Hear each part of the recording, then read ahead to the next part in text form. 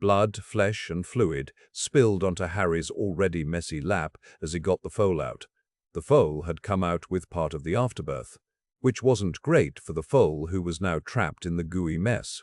Good girl, Luna praised as Harry frantically pulled the gore away from the foal's face. It was trying to breathe, but having been in the longest and having its face covered, it was visibly struggling, its movements both jerky and sluggish. Harry's heart was thundering as he got its face clear. The foal gasped, eyes rolling as it tried to stand. "Luna?" he asked. She got up, praising the mare as she did so, coming around to take care of the third foal. Harry went back to the mare, helping her through the rest of the afterbirth. Being carnivorous scavengers, Harry pulled it onto a clean tablecloth they had brought along with them for the mare to have later. This mare would need a lot of time to recover, and having carried 3 foals, she had low nutrition even with Luna and Harry bringing her extra food for the last few months. Finally, though, after 3 hours, the mare was sitting up, nursing her foals, 2 females and 1 male. Luna and Harry changed into clean clothing. The sire of the foals didn't let them leave, herding them toward the mare. It was a chilly night, but curled up next to each other beneath the wing of a Thestral alongside the newborns in a bed of soft moss, Luna and Harry slept just fine. They woke the next day to the chirping of foals. Harry and Luna spent the morning laughing, chasing, and being chased by a tiny pack of baby-winged Thestrals beneath sunlight spilling through the canopy of the Forbidden Forest. Chapter 8. Deep End. Harry sat in his favorite armchair by the fire, looking up every now and again at Fred and George fainting onto puffs to the entertainment of the first years. He was thumbing through one of the books Dumbledore had given to him, Elemental Transfiguration, a guide to finding your element. Harry thought it was above him, however. Dumbledore promised to teach him once he got the theoretical part down, and McGonagall had told him after class that she has sent a copy of the book to Sirius, so Harry and Sirius would be learning together. Considering Sirius was a damn prodigy in transfiguration, chances were he would figure it out first. It was kind of interesting to remember that the adults had stuff to learn too.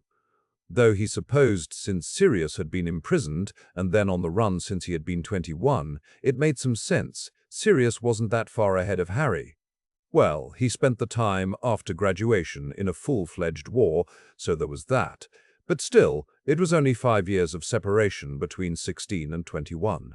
Harry yelped, slapping a hand to his forehead, and for a moment he saw himself laughing madly through a veil of hatred. He blinked back tears from the pain. Voldemort was pissed.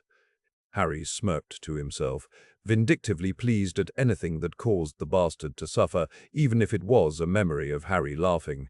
Weird. Hermione plopped down beside him. "You really don't want me researching what the Dark Lord is up to?" She said it as if they had never stopped their debate. He sighed. "No, Hermione, I don't want you to study necromancy or dark arts potions and rituals. You have OWLs after all. You aren't at all curious." He closed his book. "No, Hermione, I'd rather not think of what Voldemort could be doing with my father's decaying corpse." She nodded, then did one of her whiplash topic changes. "Are you and Luna an official couple yet?" Harry rolled his eyes. "Remember that conversation we had a while back, about it being okay for me to have other friends?" "But you're completely gone on her," Hermione protested. "Come on, Harry, I've seen the way you two look at each other," he huffed. "Not like that. Besides, I didn't think you liked her." Hermione shrugged. "I'll admit I didn't understand at all what you saw in her, but she's not as flaky as she seemed to be. She's top of her year in nearly every subject, and most importantly, she makes you happy. How could I not like her?" Harry eyed her. Loath he may be to poke a hole in Hermione's goodwill when she was the prejudiced one among the two, but he didn't trust this, especially if she was seeing something that wasn't there between Luna and him. "And what does Ginny have to say about your little theory?" Hermione sighed, looking round the room, double-checking she wasn't there. "She and Ron are at Quidditch practice," Harry said. Hermione's shoulders eased. Ginny was, after all, one of Hermione's only female friends. "She's pretty upset, honestly. She made a promise to herself to let you go and start dating other people, but, well, she feels like it's being rubbed in her face, what with you dating a girl in her year and them being friends." They aren't friends, Harry snapped. Hermione gave him a reproachful look. Now who needs the other friends' talk? Luna doesn't belong to you, even if she's your girlfriend. Again he rolled his eyes. No, I mean they are just neighbors and friendly toward each other, but Ginny doesn't count as a friend. I'm sorry, what counts as a friend? Hermione retorted hotly. Someone who asks you how you are and actually stays to listen because they care about the answer. A friend is someone who doesn't whisper behind your back about your father's business being ludicrous or her grasp on reality. A friend notices when you're around so that if they do overhear some sort of lament, they can apologize for it. Ginny isn't that to Luna, not by a long shot. Hermione blinked. I didn't know you disliked Ginny so much. He shook his head, shoulders drooping. I don't dislike her. I dislike the fact that people are so quick to judge and so slow to notice and help someone other than themselves. Did you know Professor Flitwick had to step in this year to keep her dorm mates from ganging up on her? Harry was still mad at himself for not saying something sooner, but it had taken him a while to decipher when Luna was being literal about the Nargles and when she was insulting someone for being Nargle-esque. Hermione's expression paled. No, I didn't know. That I didn't realize Ginny. No, not Ginny. She isn't responsible for anything, but she didn't notice, and if she did, she didn't do anything, and that's just not a friend. And it's rude to undermine how lonely someone is because you assume someone else is a good person. Notice what? Hermione asked. That she wasn't wearing shoes and that in a freaking stone castle that maybe that wasn't a fashion statement. Hermione nodded. Okay, I see your point. But you know that you're more than friends with her, right? Harry shook his head again. You don't know us, not us together. But I would like to, Hermione said. Seeing his expression, she changed tack.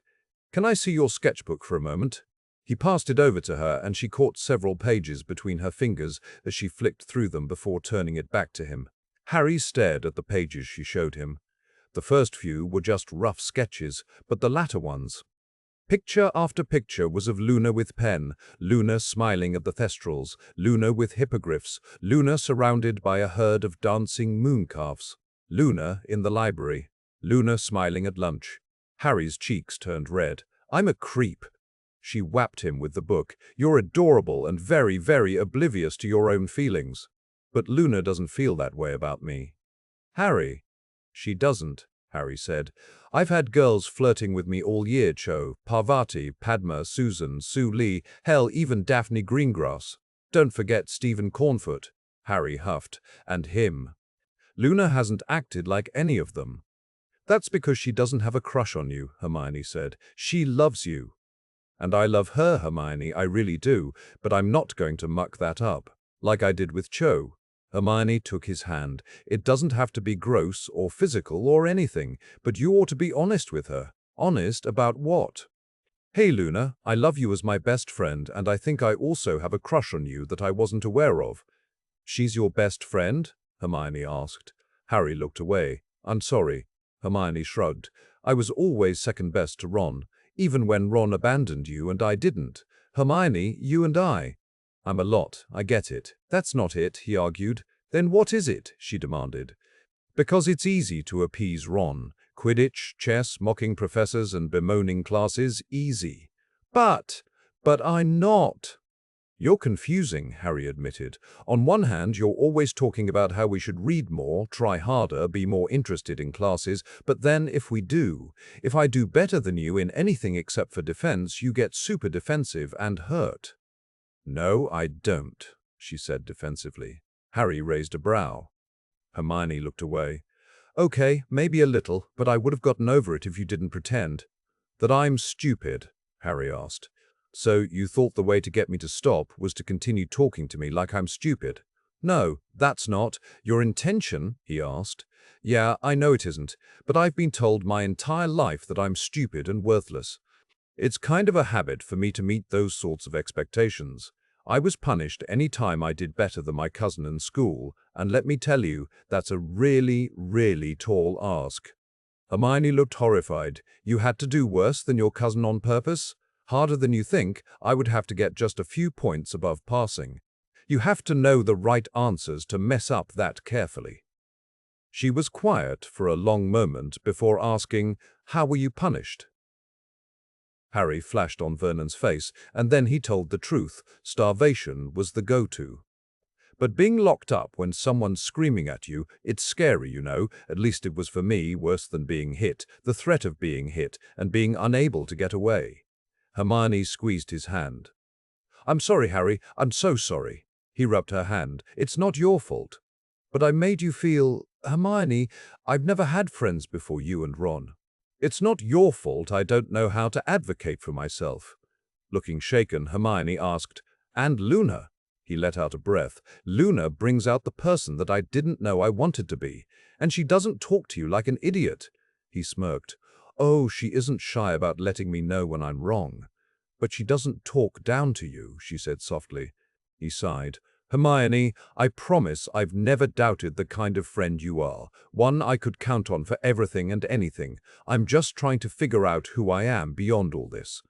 He gestured at his head. Slowly, she reached a hand up to brush his bangs back. It looks redder than normal. Voldemort is upset. And that hurts. Hurts when he's happy too. Everything about him hurts. Hermione bit her lip, and Harry knew she wanted to push him on what they had been up to. Instead, she asked, About Voldemort, I had an idea, actually. Harry felt a thrill go through him. Oh, yeah. Her hands fluttered. Yeah, you know how Umbridge is awful, and, well, you've been teaching charms and transfiguration, I thought. Maybe you could teach defense against the dark arts in a club. Like in the second year when they tried doing that dueling club. It would have to be in the secret, of course. What? Harry was pretty sure his eyes were twinkling with amusement and fondness. I think that's an absolutely brilliant idea, Hermione. A hesitant smile grew on my face as well. Really? Really? He said, pulling her into a hug. Severus Snape loathed Dolores Umbridge, and loathed her a little more each day as she began to make more and more edicts. Wasn't it bad enough that the Dark Lord was back? Why did the Ministry feel that now was the right time to turn on Albus? Severus jumped as his fire lit up. Knowing who it had to be, he tossed a handful of flue powder into the fireplace. Severus didn't really understand how the wards worked at Hogwarts, but for whatever reason, some Death Eaters could enter through the flue while others could not. Maybe it had something to do with intent. That would explain why the wards hadn't so much as rippled at Black entering through old passageways. Lucius Malfoy came stumbling through, reaching for Severus's rum he had left out on his office table. "Hello," Severus drawled, annoyed as he stood, snagging 2 glasses. "The stinking mudblood," Lucius cursed as he slumped into one of Severus's seats by the fire.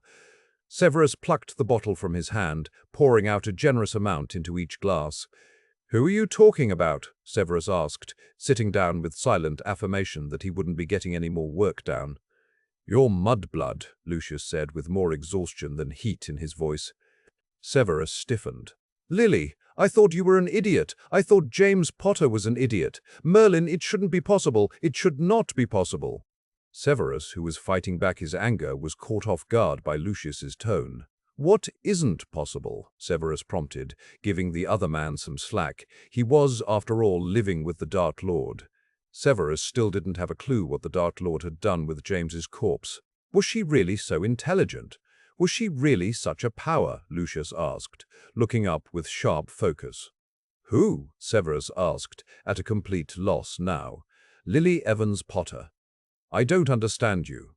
"She was pretty," Lucius said. "Pretty and bookish, that was understandable.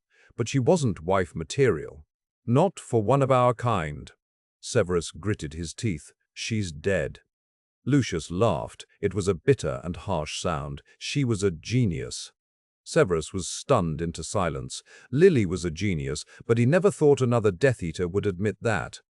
"Power, Merlin, she must have been raw power," Lucius muttered, looking into the flames. Severus swallowed. Lily Evans had an intellect unmatched. She was powerful, yes, but not necessarily as powerful as one of the Blacks or Potter himself. What she lacked in power she made up for in finesse. I have never known a better charm crafter. "And a ward crafter?" Lucius asked, pale eyes flashing back to Severus's expression. "How was she at the dark arts?" Severus was uncomfortable at this line of questioning. It might reveal too much of his motives for working for Albus, but then the Dark Lord already knew his weakness. Over the summers when we were children, I think she read every book my mother had hidden away in her trunk from the Prince Library. All first editions, obscure titles, things my grandparents dearly missed.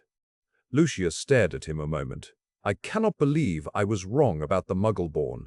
I would say she was the exception, but that Granger girl has been outperforming Draco since day one. Severus thought his brain had short-circuited at this. Is this a joke? Lucius shook his head, then whispered, he admitted it, then dunked back all the rum left in his glass in one go. Who admitted what? The Dark Lord, Lucius snapped louder. Who else? Severus ran through everything they had been discussing. The Dark Lord, Severus began slowly, admitted Lily Evans was intelligent. Lucius's voice lowered again, and he leaned forward as if sharing a secret.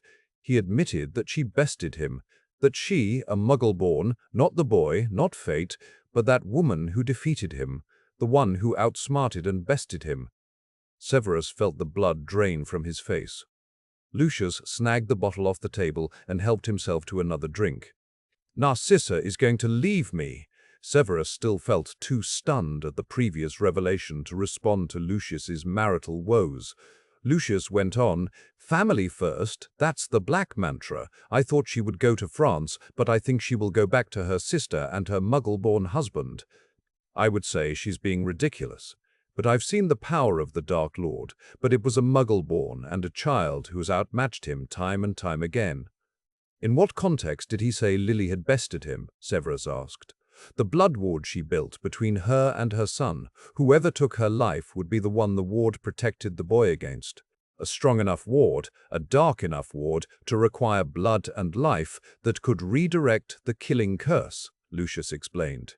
The Dark Lord just told you this? Severus asked, thinking even if it was true, the Dark Lord would sooner chop out his own tongue than admit such a notion. Lucius did not answer for a long moment as he looked back toward the fire. I hope she goes to Andromeda's. If she goes to France, I'll never see my son again, or not until he comes of age. Severus tried to prod the man for more answers, but even drunk, Lucius gave away nothing. Nothing about what the Dark Lord, offhandedly referring to his defeat at the hand of a Muggle-borns, had to do with James's corpse, but surely the two were related.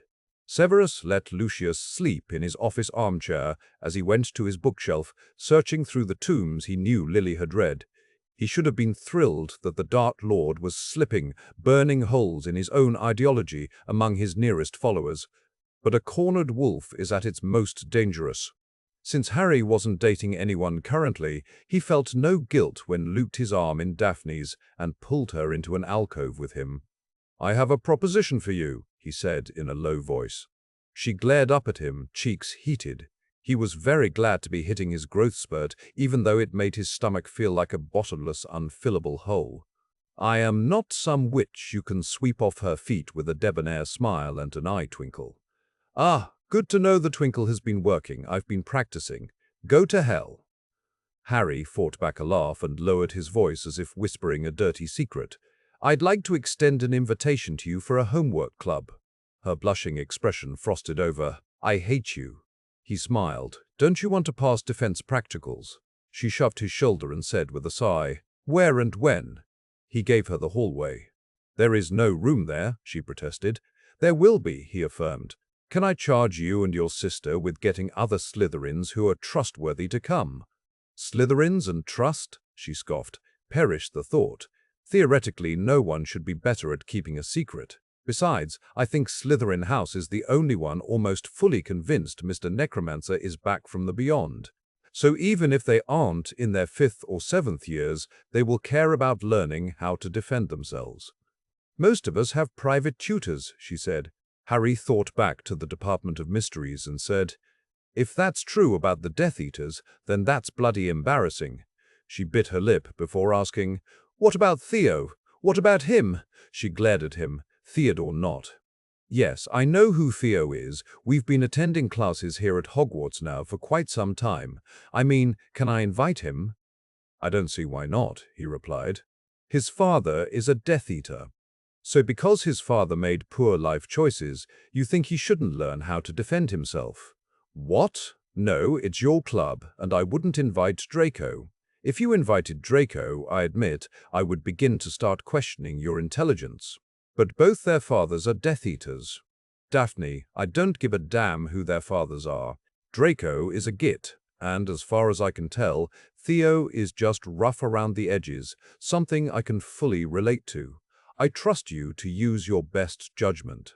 I expect at some point this will get shut down. My goal is just to get people prepared as best I can with what time we do have. She sighed, then gave him a mischievous look that reminded him she was Astoria's older sister. I wouldn't be offended if you asked me out on a date now. He took her hand and placed the lightest of kisses on her knuckles. I'm sorry to disappoint, my lady. Harry caught, out of the corner of his eye, a wand being pointed at him before he saw Daphne's blue eyes widen in alarm. He had his wand out, and pointed before Umbridge could think up the name of a spell. Expelliarmus! The wand was ripped out of Umbridge's hand, so hard and fast, the pink toad yelped. Everyone present in the hall watched the wand soar, including Snape and McGonagall. Snape was, in fact, close enough to have caught the wand. He didn't. He let it fall to his feet unmoved. 5 points to Gryffindor, McGonagall said, amused as Harry and Daphne stepped completely out of the alcove. Umbridge's steps were tight and quick as she went to her wand and stooped to pick it up in front of the two, much taller, professors. She began to swell, giving points for breaking edict. Of course, he was able to identify a threat and disarm a fully grown witch. McGonagall's voice was all business, the picture of sincerity. I have to admit I hadn't thought much of your teaching methods until now, Dolores, but if Mr. Potter is any example, it seems my doubts were misplaced. Harry, doubting he would get detention with McGonagall there, quipped, Actually, Professor McGonagall, Professor Snape taught me that in second year. Most useful spell I ever learned. It works against the Dark Lord and everything. For a second, Harry swore he saw Snape's lips twitch, whether at what he said or Umbridge's spluttering denials. Anyway, see you in class, professors, Harry said, letting himself be hurried along with Daphne. A short ways away, she gave him a look. What? He asked innocently. That's why you flirted with me, she said, as a cover if Umbridge came by. She does have a knack for showing up at the worst moments. Seriously, Harry, she said, sounding disappointed. He gave her a half smile. Teasing was one thing, leading her on was another. I don't know what the future holds, but my heart is spoken for, Daphne. She sighed. I thought I would try, seeing as you don't actually hate Slytherins. Nah, just Malfoy, he said, waving to her as they parted to go to their respective classes. Harry was feeling nervous about what Hermione had said. Did he have a crush on Luna Lovegood? He certainly admired her, he certainly loved her, but was he interested in her? What am I supposed to do, Pen? Harry asked the Bowtruckle. I don't want to mess things up with her, especially if I don't know for sure. Pen tittered, but while certainly an amusing friend for his small stature, a love oracle, a Bowtruckle did not make. Ultimately, at the end of Pen's tittering speech, he shrugged up at Harry as if to, What do you want from me? I'm a Bowtruckle. Harry sighed. Fair enough, Pen, fair enough.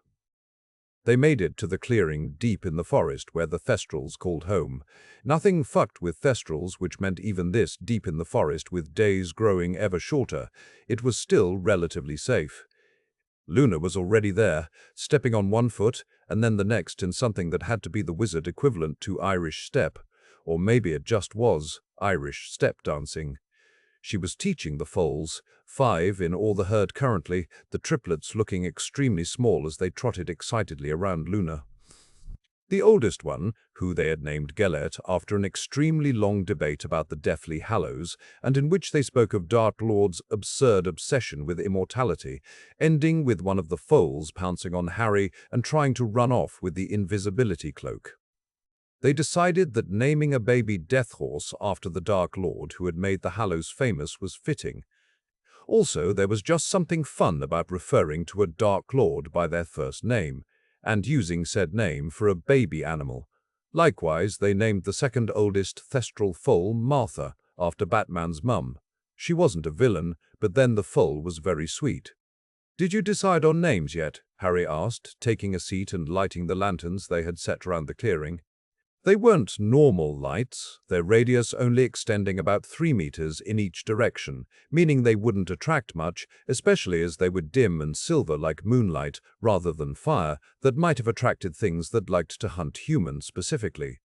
Luna grinned, pointing as she exchanged feet, the foals following like dressage horses he'd seen on the telly once when Vernon tried impressing his work guests who were equestrian enthusiasts.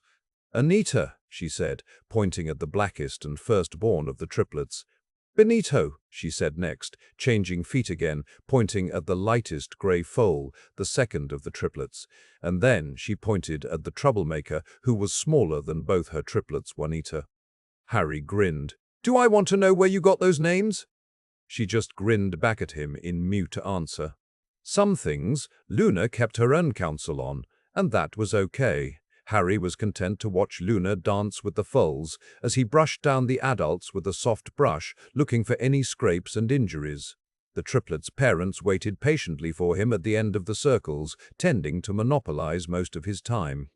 Both because it typically took him the longest to check over the mare and make sure she wasn't overtasking herself nursing 3 triplets, who would hopefully be switching to meat soon, and because these two had basically called dibs on Harry. The sire would sometimes herd Harry around as if he were one of the foals.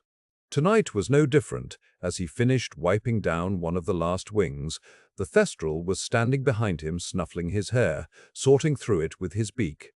Harry sighed. "I suppose you can't make it much worse." The Thestral huffed into his hair at his cheek. Harry grinned, coaxing the mare to him, who readily lowered her head for him to begin his check. He petted her cheek as he went, her skin softer than most cats. Thestrals got a bad rap for being hairless. They weren't hairless. Their hair was just so delicate it was nothing compared to a real horse, but there was still fuzz there, especially behind the ears. The mare leaned her head into him as he massaged her there. By the time he was done, Luna had collapsed into the leaf bed, the foals laying down on her. Harry nixed the lights and joined her to look up at the stars. The adults stood guard, while Juanita got up just long enough to collapse in an exhausted heap on his stomach. They might be nocturnal, but they were still babies, and baby animals had exactly 2 moods, crazy and sleeping. Harry ran a hand lightly over Juanita's wing as he tried to think of how to speak, to tell Luna he might have a crush on her. Surely he should tell her, right? But Luna spoke first. "We changed their fates." Catching on to her serious tone, he asked, "The Thestrals? They would have died, except Anita and her sire, if not for us, if not for the time traveling." "I know," he agreed. "It's part of the reason why, despite Voldemort going off the deep end of an entirely deep pool, Harry still felt centered, why he didn't feel completely hopeless. Most of that was because of Luna herself, though. When she spoke again, he caught the restrained emotion and he was instantly worried. "Maybe we can change your fate, too." He nodded. "Yeah, maybe we can."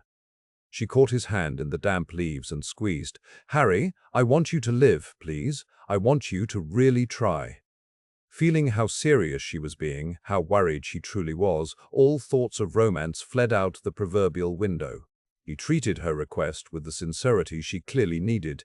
"I promise you that I will do everything it takes to become his equal, as long as you can promise me something in return." She squeezed his hand tighter. "Anything,